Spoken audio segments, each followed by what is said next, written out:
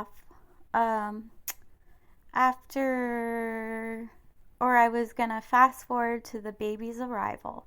So in that month or so, the last month, he never came around after that abuse and stressing me to the point where I lost the other baby. And so the manipulation and all that just really distracted me from myself. And at this point, my focus wasn't on the phantom any longer. I didn't care really. I just cared about the baby. The baby finally came. The phantom found out I was in labor and showed up when all was done. And this baby changed my life. My life revolved around the baby and no one else. And you know what? That really, really just pissed the phantom off. I absolutely fell in love at first sight. I put my baby first and loved every second, every moment, and proud of my baby going through all the milestones and all the babies first. So, if the phantom starts to lose control, they will come into your life and they have a way to manipulate their way in. It's really scary. I remember when it had to do with his money. And since he was lying all those years, for 7 years, about his income, the phantom was sent a bill from Tommy's lawyers to get him to pay. Dearly beloved, this is when the phantom's panic came.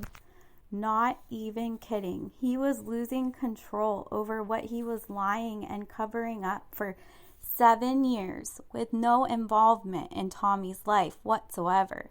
This gave him the fuel and power to appear out of nowhere after being long gone for half of our boy Tommy's life. Because now, 15 years later, he's 14, Tommy. He came back, and I believed once again he was going to change, and I actually was manipulated by the phantom into thinking I was the crazy one. I didn't allow him into seeing our Tommy, that he would be coming into our lives because he was a changed man. Beloved, they try to use their manipulation patterns to enter your life even though they have no business lurking around, being around in your life. That's when the entitlement factor comes into play. They know once they got you hooked and get into your psyche, they can move forward and get their way.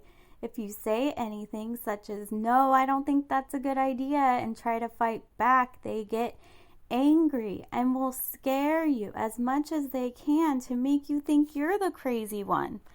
And that they will do what they plan on doing, and you have lost your soul in them. The phantom is a demon that has no empathy whatsoever. They will use every trick in their narcissistic tricks book to make you believe that this is normal. Unfortunately, after he entered our lives, when our son was 7, that's when everything changed.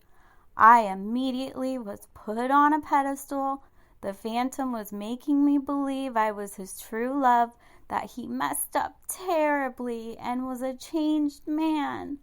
Well, I bought into it and actually believed him. And when I say that I actually believed him, they really manipulate you into thinking that they're going to change. That, all this false sayings, they get you to believe it like the truth because they get into your psyche.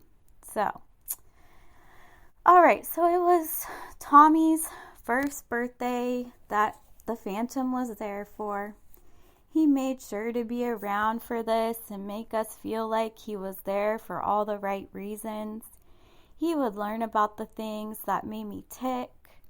He used this as his leverage to know exactly what my weaknesses were. This birthday was at my house, and he had given Tommy a check made out to Tommy. I then put it away for safekeeping. Beloved, what you're going to hear is completely insanity. So just imagine the things he did to me and how scared I had felt. The phantom completely lost his shit. He was trying to get the check from me, and the more I fought back and the more I said no, his anger got to the point to where he was red in the face, and I mean like tomato color red. There was yelling. He yelled at me and every one of my family members. I tried to run into the other room across the whole house. He charged after me, and I tried to close the door and keep him out of my bedroom, but his eyes, I remember it like it was yesterday. You could see his eyes were so very dark and demonic. He then viciously attacked me in my bedroom when I was running away and keeping Tommy and I safe. He said, "Give me the check," then strangled me on the bed, all while Tommy was watching and crying. I then threw the check at him, and he continued to yell at me and saying, "I have punished you because if you only given me the check in the first place, I would not have done that to you." Dearly beloved, nope. That is his lies and his excuses. He would have done that anyways, regardless, because this wasn't the first time. Every time it happened, it would get worse and worse. After this devastating day, I ended it with him. Well, in my mind, I did.